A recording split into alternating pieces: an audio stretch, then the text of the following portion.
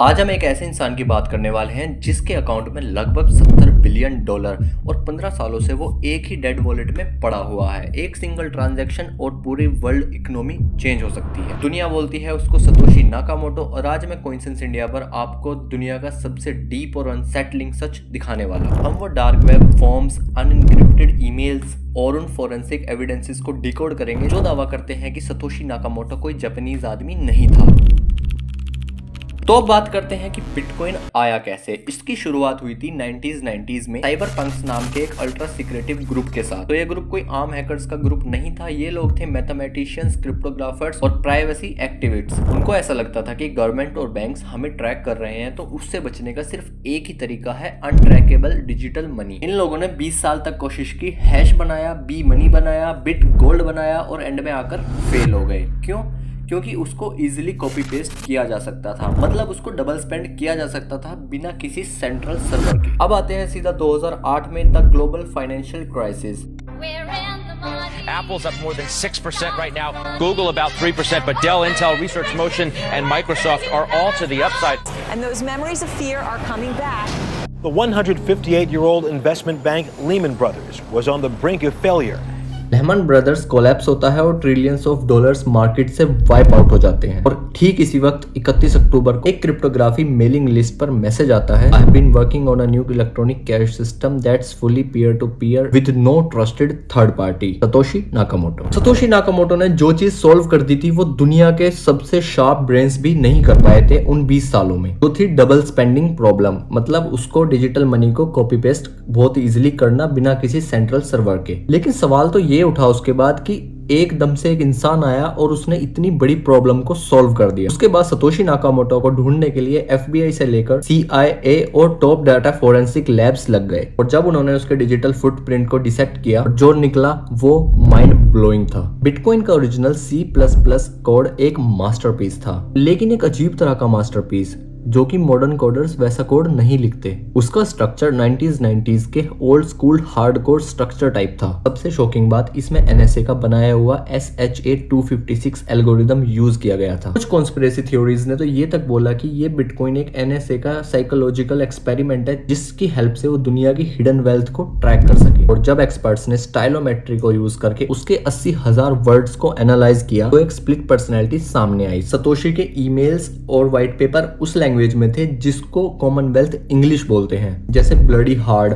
Colour, pure. लेकिन जो उसका कोड था C++ वो एक बिल्कुल ही अलग स्टाइल में था। तो इस चीज से एक बहुत डार्क थ्योरी जन्म ले लेती है कि सतोशी नाकामोटो कोई एक आइडेंटिटी नहीं या फिर एक सिंगल इंसान नहीं, एक पूरा ग्रुप था जिसमें कि एक इंसान बिटकॉइन का कोड लिख रहा था और दूसरा कम्युनिकेट कर रहा था। 3 जनवरी 2009 को सतोशी नाकामोटो ने बिटकॉइन का पहला ब्लॉक माइन किया जिसे जेनेसिस ब्लॉक बोलते हैं। और उस ब्लॉक के कोड के अंदर सतोशी नाकामोटो ने एक हिडन मैसेज एम्बेड किया, the times 3 Jan 2009 chancellor on brick of second bail out of banks. तो ये उस दिन के एक यूके के न्यूज़पेपर की हेडलाइन थी। एक और प्रूफ कि सतोशी नाकामोटो लंदन के टाइम फ्रेम में था, ना कि जापान के। तो बात आती है कि यार इस मास्क के पीछे कौन चेहरा था वो। सबसे पहला नाम जो हमेशा मीडिया में सबसे पहले आता है वो है क्रेग राइट का, जो अपने आप को सतोशी डिक्लेयर करता था। जब उससे क्रिप्टोग्राफी प्रूफ मांगा गया तो वो कोर्ट में नंगा हो गया, मतलब वो फेक सतोशी निकला। लेकिन असली गेम तो अब इन 3 लोगों के बीच में आती है। पहला, निक ज़ेबो द आर्किटेक्ट। निक ज़ेबो ने ही 1998 में बिट गोल्ड को बनाया था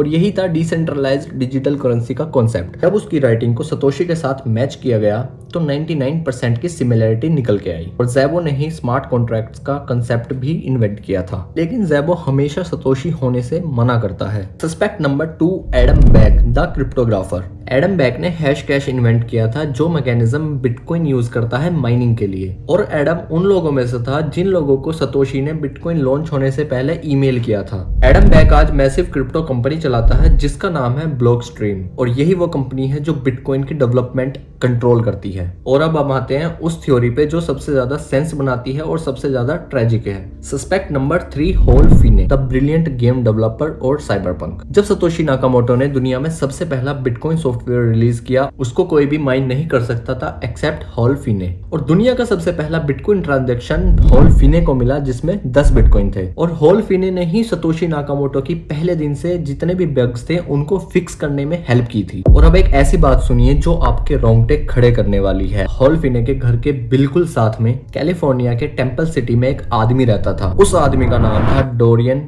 प्रेंटाइस सतोशी नाकामोटो। क्या यह पॉसिबल है कि हॉल फिने ही बिटकॉइन का क्रिएटर था और उसने अपनी आइडेंटिटी को हाइड करने के लिए एक पड़ोसी का नाम रख लिया। और अब आता है सबसे ज्यादा हॉन्टिंग कोइंसिडेंस। अगस्त 2009 में हॉल फिने को AMS नाम की बीमारी हो जाती है जिसमें धीरे धीरे शरीर पैरालाइज होने लगता है। और जैसे जैसे हॉल फिने की हालत खराब होती गई वैसे ही सतोशी नाकामोटो कम एक्टिव होते गए। अप्रैल 2011 में जब हॉल फिने ऑलमोस्ट पैरालाइज होने की स्टेज पर थे तब सतोशी नाकामोटो अपने फेलो डेवलपर को एक मेल लिखता है, I have moved on other things, it's in good hands with Gavin and everyone. उसके बाद इंटरनेट का सबसे बड़ा जीनियस एकदम से गायब और अगस्त 2014 में हॉल फिने की डेथ हो जाती है। तो क्या सतोशी नाकामोटो इसलिए एक्टिव नहीं है कि 2014 में हॉल फिने ही सतोशी नाकामोटो थे और उनकी डेथ हो गई थी? और अगर हॉल फिने ही सतोशी नाकामोटो था तो क्या 1.1 मिलियन बिटकॉइंस की प्राइवेट कीज उसके साथ चली गई है और वो पैसा कभी मार्केट में नहीं आएगा? और लेकिन क्या हो अगर सतोशी नाकामोटो आज भी जिंदा है?